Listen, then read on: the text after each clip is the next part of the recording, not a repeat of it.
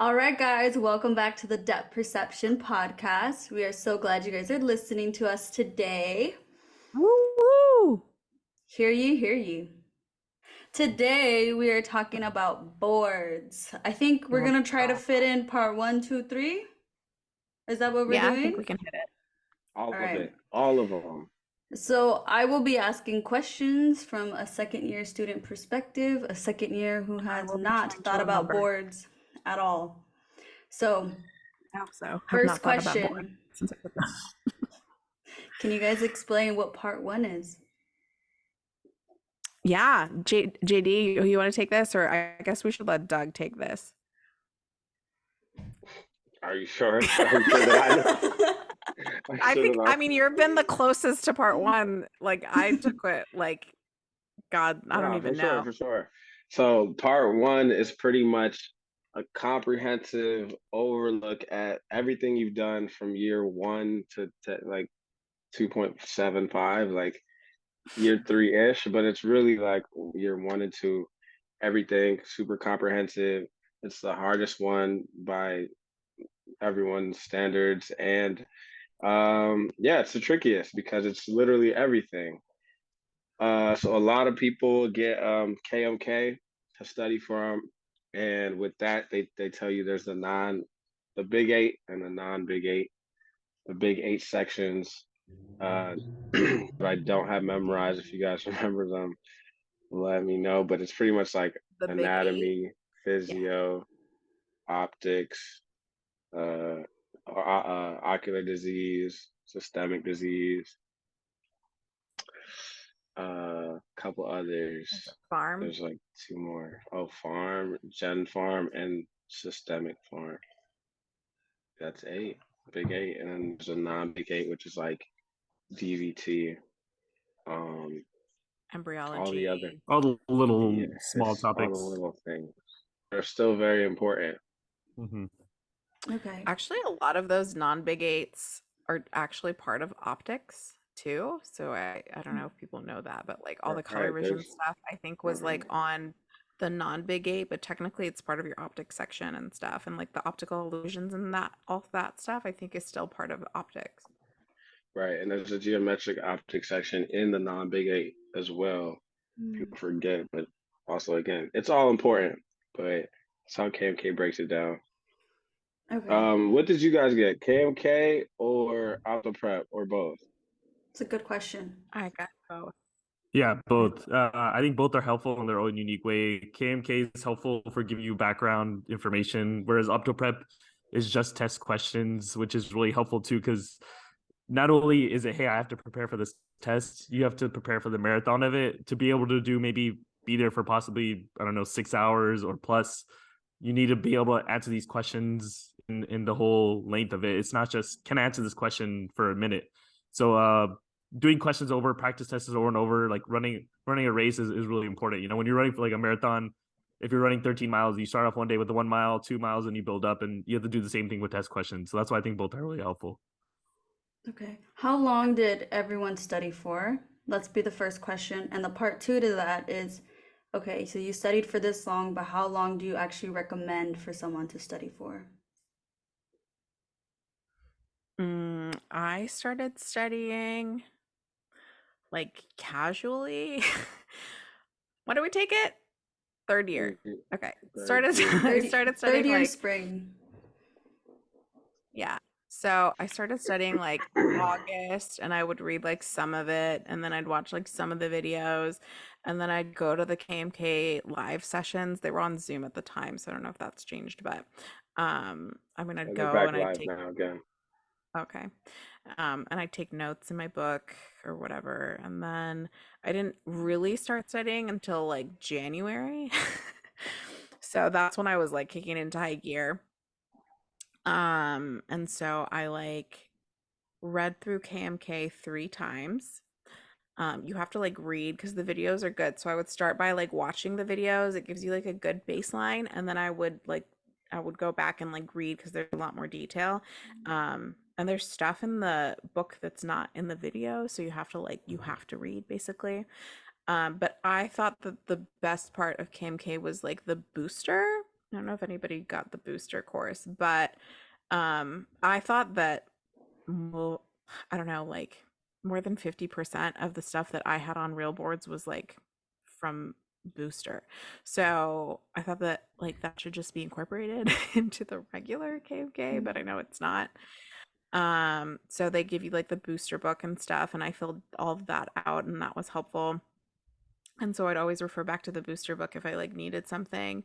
Um, and so I think I ran through it. I think I ran through regular KMK like 3 times and then the booster twice, but I wish I'd done the booster more because I didn't realize till the end because I was like, oh, it's just supposed to help supplement. And then I realized it was a whole thing on its own that had like all this other information. So I was like, oh shoot, I should have been doing this the whole time. So I wish I'd gotten through it like at least one more time. I didn't use any of the KMK practice questions because I was using the OptoPrep questions. And for Western, it was hard. I don't know how everyone else's was, but we had to do like an eligibility exam. I don't know if you guys have this, but we basically had to pass like an eligibility exam to be able to take boards. So it was like a practice boards. And if you didn't pass the practice boards, then the school would unregister you to take regular boards. So that was Oh, stressful wow. in its own because if That's it was a cutthroat. class and if you didn't pass the exam, then you didn't pass the class. And then you would have like a fail and then you'd have to like remediate. So that was very stressful in itself, like on top of boards. And it was like we had midterms. So we still had midterms. We still had to go to clinic. So we literally had midterms like every week until eligibility. And then eligibility was literally, I think, like 2 or 3 weeks before actual boards. So it was like we were all just like cramming for eligibility and then we were like not really focusing on boards. So I kind of put boards on the back burner a little bit. So it was a very stressful time. I think that when I was taking part one, that was the most stressed out I've ever been. Like I've never been more depressed in my life. I would cry every day. My mental health was not great, but what was the question? Did I answer Um, anything? Yeah. No, yeah. you did a good job of outlining your I think process for the you. boards. Her question was basically asking, like, how did you go about studying for boards for Okay, part one? great.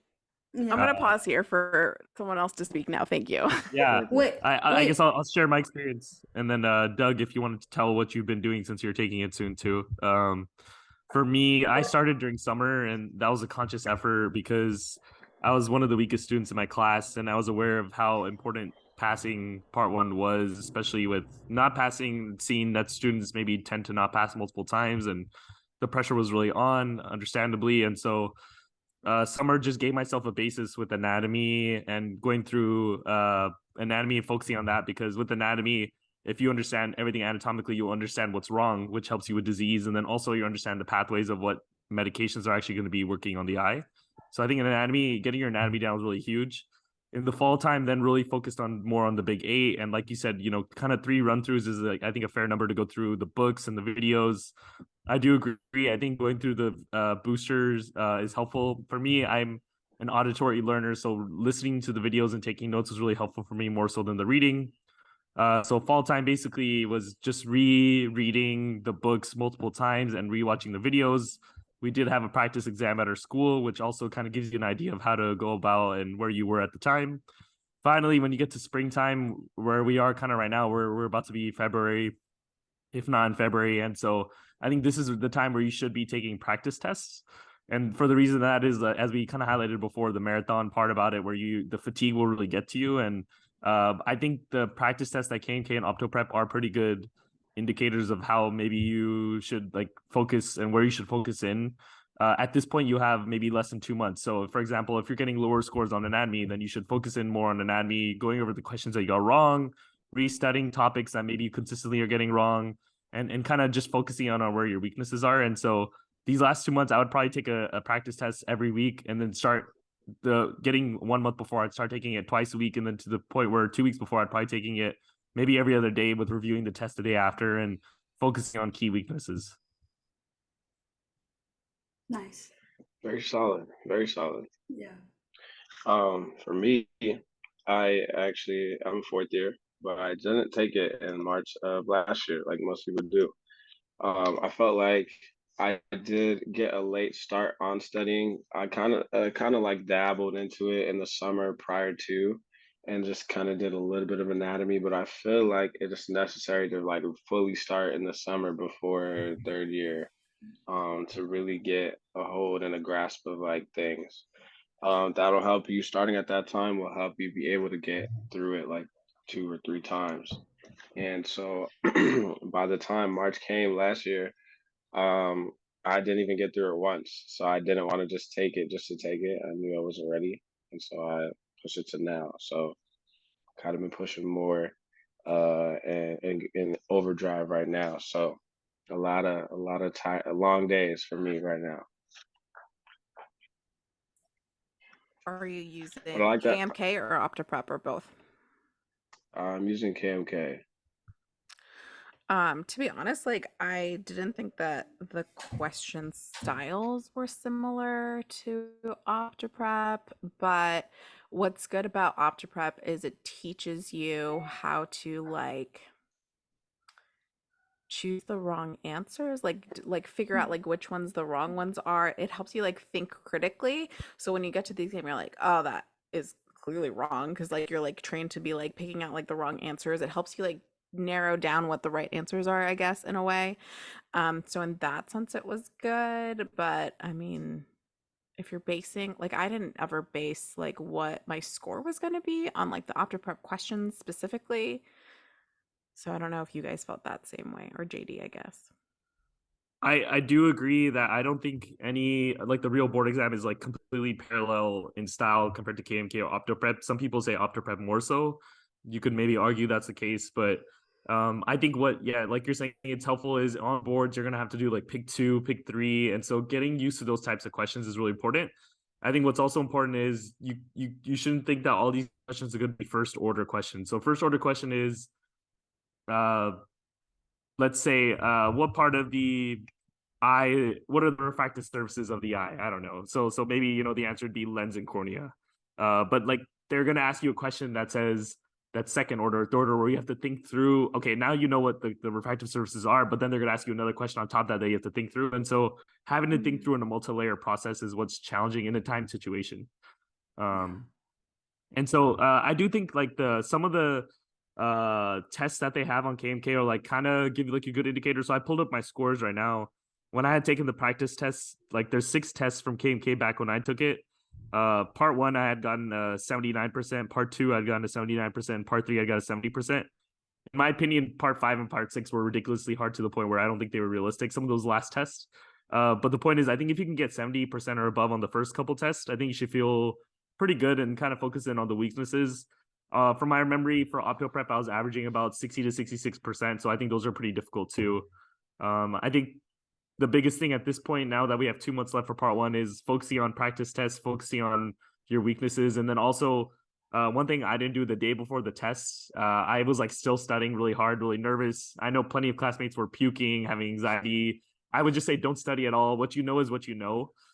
Go for a hike, make sure you get sleep, make sure you drink a lot of water, and kind of relax the day before. If I had to give myself a tip going back now, I would say that. So does anybody have any other tips, Nadia, that you think you would give yourself going back?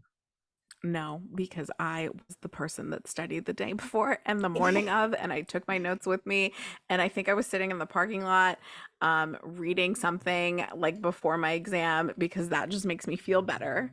For me, I had a different I had like a different experience because I had testing accommodations, so my exam was 2 days long.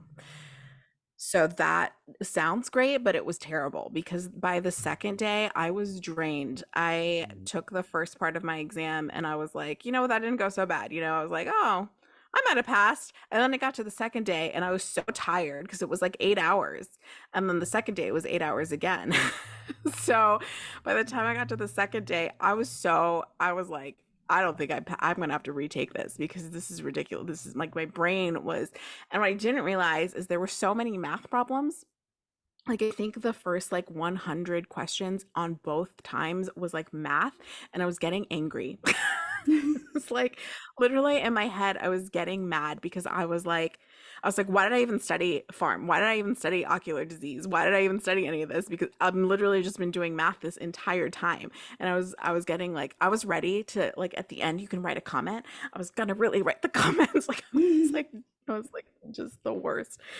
I asked the class before then they took that and I said, what would you have done differently? And then I would just like listen to what that was and I would do it. Um I don't think I think that if I could go back, I would do it the same, to be honest. I used a lot of my class notes though, JD. Did you use your class notes? No. Okay, great. Yeah. Like I thought that KMK was lacking in some of the topics, especially for like vision science, and then the binocular vision section I thought was very like not I was like I don't know any of that. Like I didn't think I learned anything from that was in depth enough for me. So I referred back to my class notes for those sections specifically because I had a really good vision science teacher and I had really good notes from that class. So a lot of like the like color vision, things like that, like perceptual ability, all that kind of stuff. Like I thought KMK did okay, but I felt like I needed more. And then all the like divergence and sufficiency and stuff like that. Since our school like really emphasized that kind of stuff, like my notes were really good on it, like all the amblyopia stuff and things. So I referred a lot to my class notes too. So I mean, if you're feeling like your anatomy is lacking or you're feeling like you're not answering the questions right, don't just use KMK, don't just use OptiPrep. You might have to like do something else, I guess. Is my advice too. Feel free to send those notes over. Why didn't you ask me before? I'm gonna send them right now. Doug, You you should have guys, told me, man. I didn't know you're I'll still teach you. emphasize I that. have Yeah, I used to tutor for stuff, so I'll tutor you. there you go. I will take it, I definitely. think it's totally smart for you to use your notes for things that you feel like there was not enough information on. So Honestly, uh, I was really stressed about farm, and I studied really hard because farm was like one of my lowest subjects, and then I overdid it, and so and then I think I got, that was like my highest section on boards, which was like, in my head, I was like, that's ridiculous. I don't think I mean, I didn't really know that much farm to begin with. So I don't know how that happened. So don't underestimate what you know and don't know, I guess, because, you know, boards is its own thing. It's like crazy. And when you're there, you're stressed and you're like, I don't even know what I'm picking. I could Okay. always narrow it Well, look, down to guys, like two. And then I would be like, I don't know which one it is. we got all of this about part one. But what about part two? What about part three? Mm-hmm. Let's Yeah. talk about part two. So what is part two? Yeah, what's part two? I can't remember. so part two, basically, I mean, Doug, you took it, right? So recently, so definitely chime in.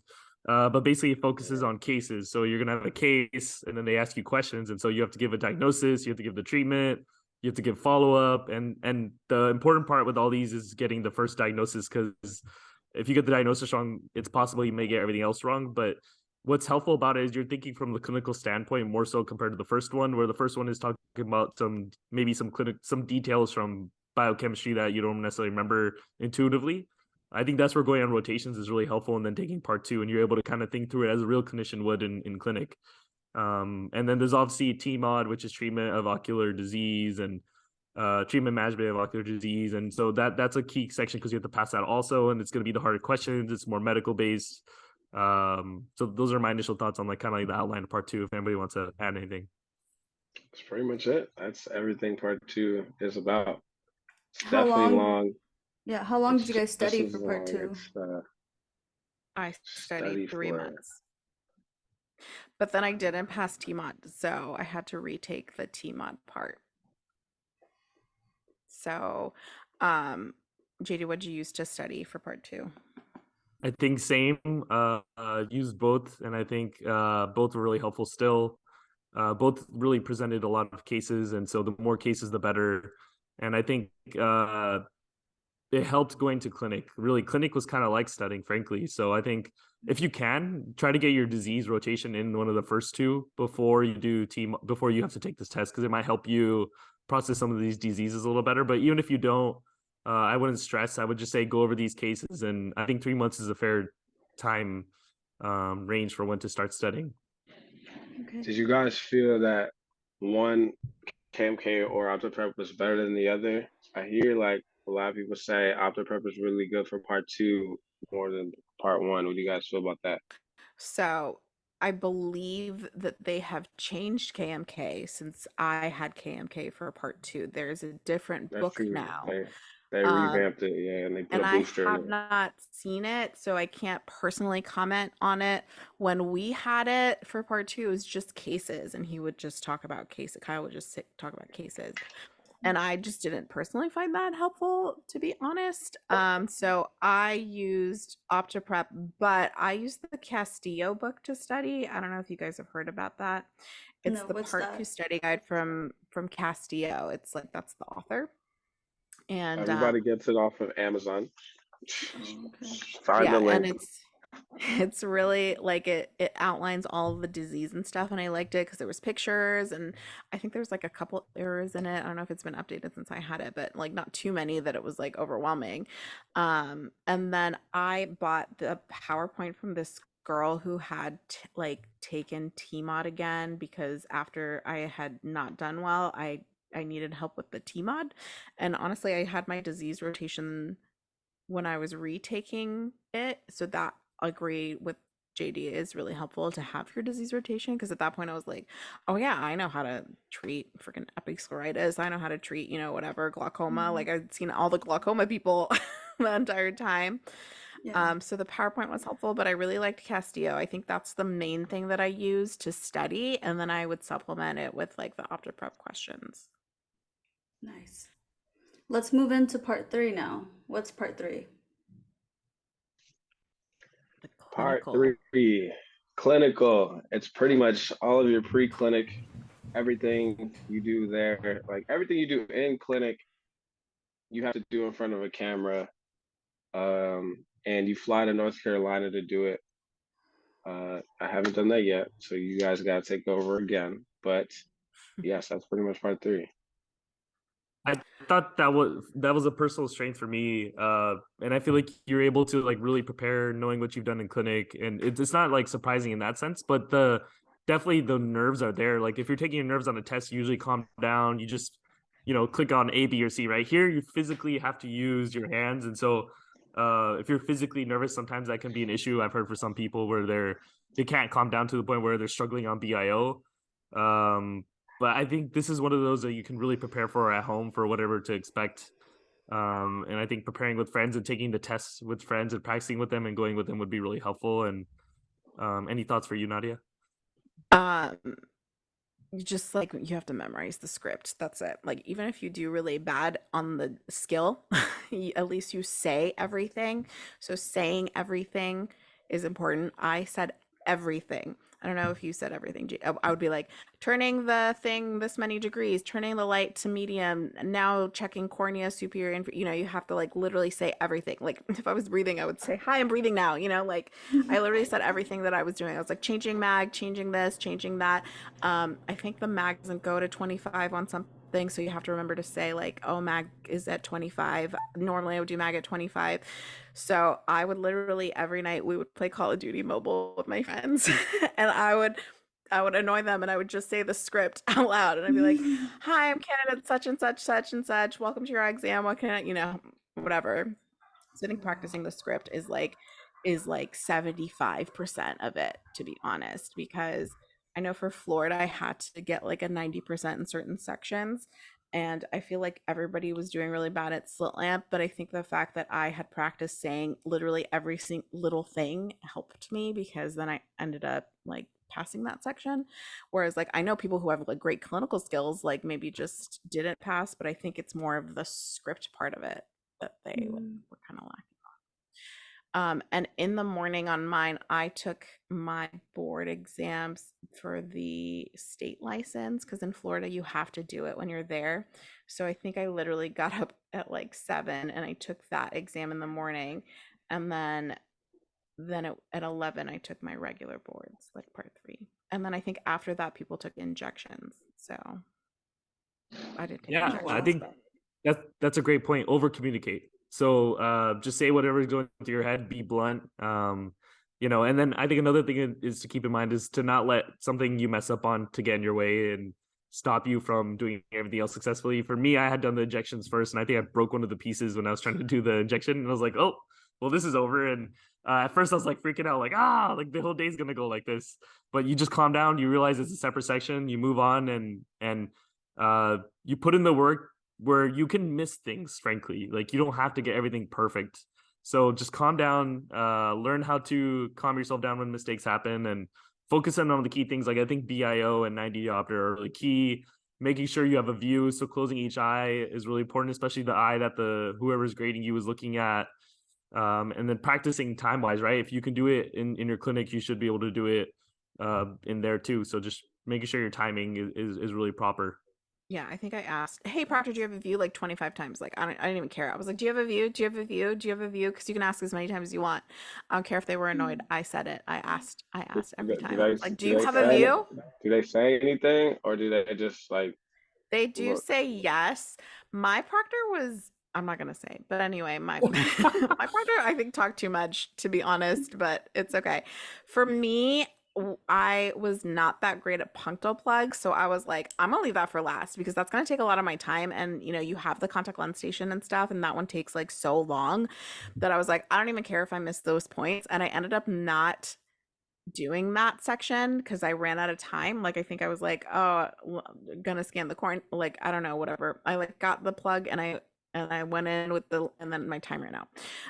So I think I like 1 point on that part of it, but I still ended up passing. So you have to kind of like pick and choose your strengths and like what you want to do first. Because I think like on the script, like punctal clubs was like after slit lamp, but I was like, I'm gonna do it at the end. So kind of like Nice. strategizing too. I Can you Because I don't guys think forgot. it matters. explain? Some of it doesn't matter what order you do it in, but making sure it's like the right stuff. I was gonna ask if we can go into what licensing means.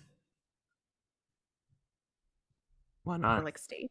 Yeah, the state licensing that you took right before part three. So every state has their own criteria.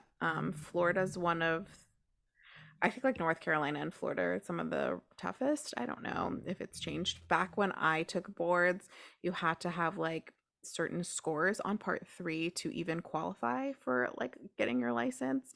So I think it was like a 90% on slit lamp, 90 NBIO.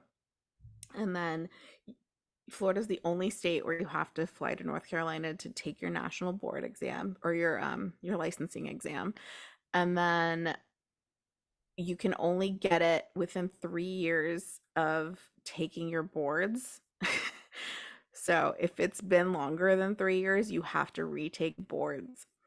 But since then, they have changed the rules to you don't need a 90%, you just have to pass part three. Everything else is the same. Yeah, I definitely Florida is one of the more challenging states. Every state is different, as she said. So some states I know you literally just send in an application and you get the license after you graduate. California is a little bit more challenging. The test is a little bit challenging. You find out your score right away, but I would say focus on your boards. Once that's done and you're ready in your last couple months of trying to find a job, I would start applying for the license and studying for whatever test you need to, and then reaching out to the representatives or reaching out to the board or reaching out to the website where they have this information and seeing what you have to prepare for your state. So since we're, I mean, 3/4 from California, what was that process like? Yeah, so they have a test you have to take, which was challenging, frankly. Like I remember hearing that it was challenging and then studying for it and kind of freaking out, and then also in the middle of test thinking this is not going to work out well. And then luckily it all worked out well. It just kind of wasn't intuitive the way the questions were asked. For example, there are questions about certain conditions and when to follow up and when you have to refer to an OMD. For example, if there's like a central ulcer or a central foreign body, like when you have to say, hey, I need to send this to an OMD, or if iritis is not getting better, then I have to send it to an OED at a certain point. So I think knowing those things are really important for a clinic. I think it wasn't as straightforward just memorizing that chart. there's some intuitive things you have to go through. They have this huge document of information, so I would say don't stress out about it. Just do your best, and if you do put in the time to kind of go through the licensing information for California, I think you should be in a good spot. It's like the laws. It's like the law exam. So it's like state law. So mine was every state's different. So mine was Isn't open. that different? No, it's part of the license. So what JD's talking about, it's his California law exam. And then the North Carolina one that I took is also the Florida law exam. So it's for your licensing. But I think the California one you can take at any testing center, JD, right? Like, so even if you're like across the country, you can take the test. But like mine was you can only take it in North Carolina, and like I think other states are different. So you have to like check into what the rules are. Okay. And then JD, Any how long did it take you to get your license when you applied finally? So I did mine in the peak of COVID. So quite frankly, it did take time. I think I took my test in May, June, and didn't get my license till August, September. So it did take some time back then. I do think it still takes some time, but I think that's where, fortunately, hopefully these states communicate with you or at least respond to your emails if you're curious how long it will take. Yeah, I think right now the average is like 3 months for California. Yeah, I In heard Florida, California's backed up. I got mine in 2 weeks. So if you guys want to move to Florida, Awesome. not Okay, plugging that's it. Don't come here. How long were those exams respectively? How long were what? Which one? The licensing / law exams. Mine, honestly, I don't remember. It was 20 questions. It was open book, but it was like on a PDF. So I still had to like read the laws before so you can like control find, I think, but you still had to like know where things were because you would run out of time. I think it was an hour, maybe, the exam. I can't remember actually, but something like that. Yeah, I 6 don't have specifics either. It wasn't as long as the boards. Eyes on Eye Care has some great information online if you want to Google it, depending on your state. I know they had some stuff for California, so I definitely look into that beforehand. But definitely nothing as stressful as boards. Nothing work wise you have to put in much as boards.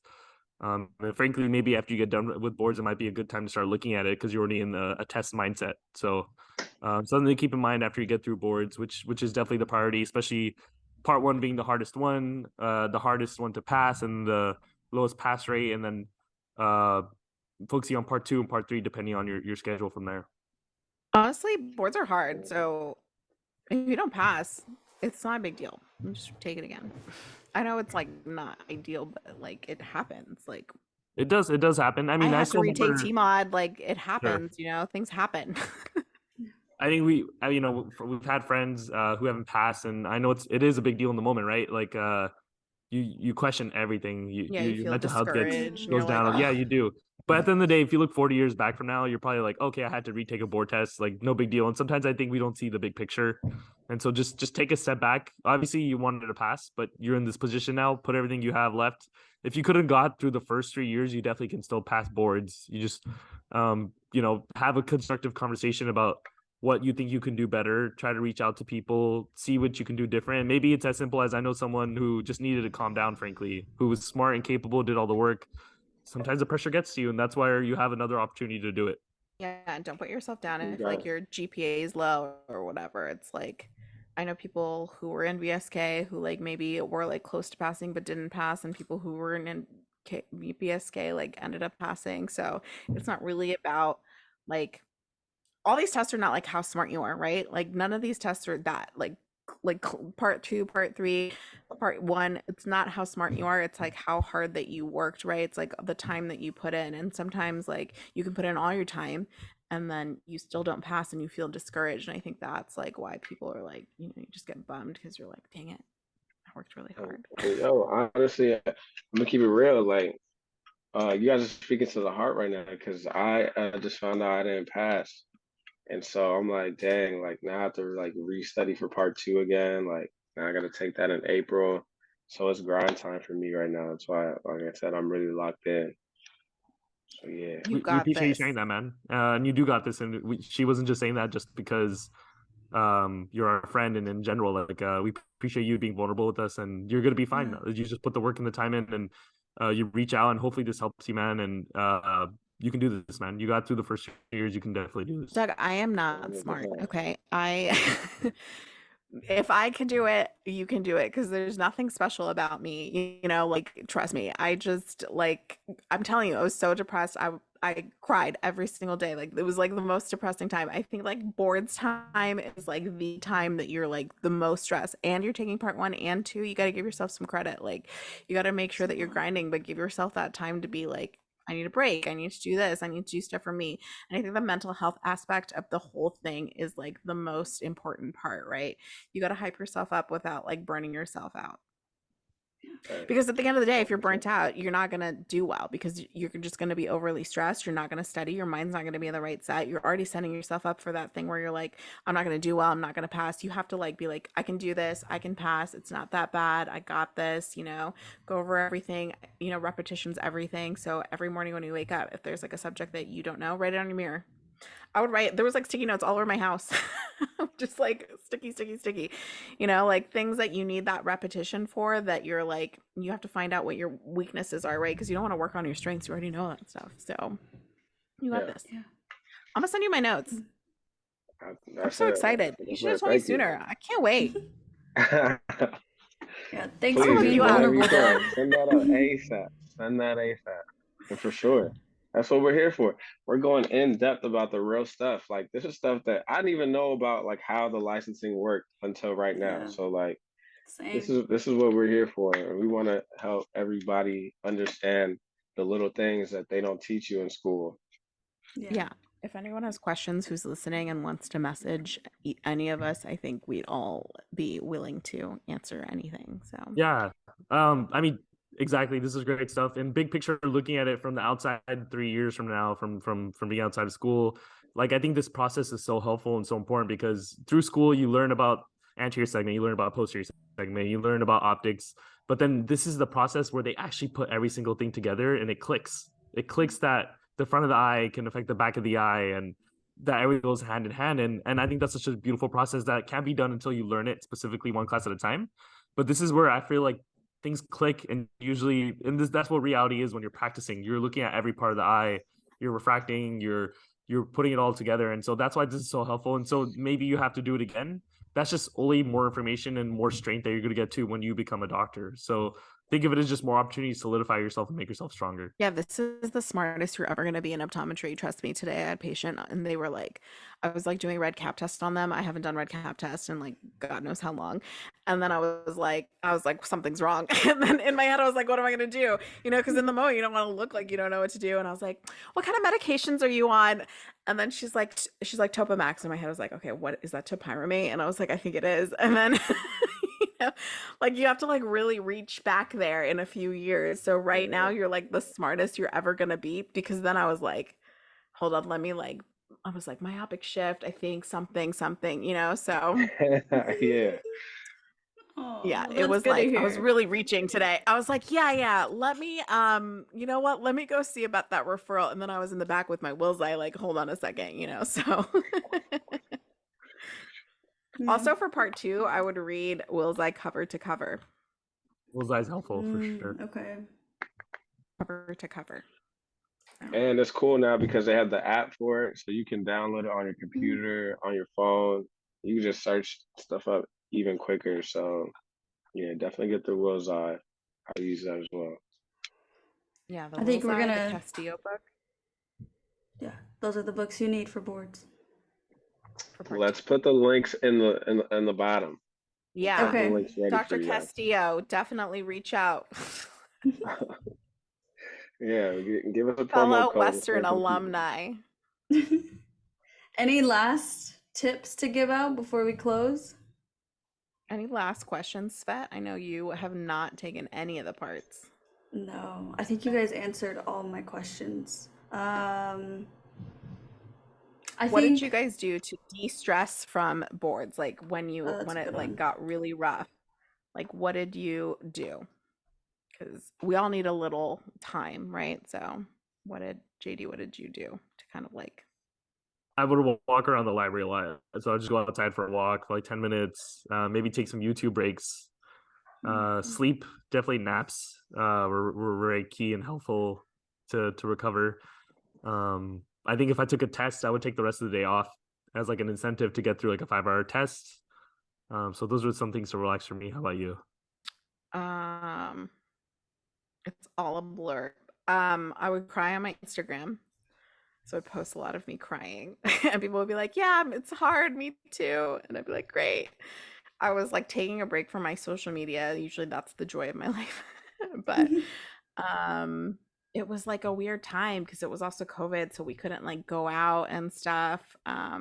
So I think we would just play Call of Duty with my friends. That was great because they were a year ahead at the time. So they'd been through it. So then, that's when we would like go through stuff, but we would like play. So then every night we'd just kind of do that. And I'd let myself kind of just have that like hour or so to kind of like decompress. What are you doing, Doug, And right now? in my spare time, I take long walks on the beach of the Long sandy, walks sunny around the beaches library. of Puerto Rico. Yeah, I do that, and I like to go shoot around, play basketball. Get a little sweat in just to decompress. I just, from earlier today, I was playing hoops and study before then. So, you Nice. It's the grind. You the got this. grind is here. Oh yeah, you're gonna do great, Doug. Thank Yeah, you. you're gonna kill it. I So can't are wait. you. We're gonna see P's. We would manifest it. We would always be like 2021 P. I think that's when we took it. P. So we had a group chat and we wrote at the top 2021 P because that's what score we were gonna get. So we were trying to manifest. And the more you believe it and the more you believe in yourself, you gotta hype yourself up. You got this. You guys ever heard that Gunna song, Push and P? Push P. No, Push and P. I don't understand. Is that a Jonas Brothers song? Uh, Then Gunna. I'm not familiar. I'm so sorry. Nadia, I think you forgot Also, the that. Jonas Brothers have an album coming out. Not to plug them, but just saying, it's May 5th. So They don't sponsor us. I know, but they could. No. I'm gonna tag them in this post. Joe Wait, Jonas wait. is the love of my life. So Nadia, you totally forgot that Doug has a Samsung and he can't name his group chats. ooh. I can name my group chats. I definitely have a few group chats named right now as we speak. Don't Wow, play the Samsung's kids. offended over there. No, Shout never out mind, to the Doug. Samsung earbuds we got in right now. He can name the group chats on WhatsApp, no problem. I can do that on all media. Don't let me show you my phone. No, it's okay. We believe you. All right. So we're going to end this one here. That was all about boards. Yeah, message us for questions, comments, concerns. You see the handles below. Definitely message us if you have any questions, concerns. You just want to decompress. You want to cry with Nadia. She's got you. I'll cry with you. If we get enough questions, we can always do a part 2. So just let us know, and Yeah. we're here Oh, for yeah. Yeah, Yeah, we can do put your questions in the links or in the comments below, comment section. Like and subscribe, do all that good stuff. And we'll see you guys at the next podcast. Bye-bye. Wow, bye. Adios.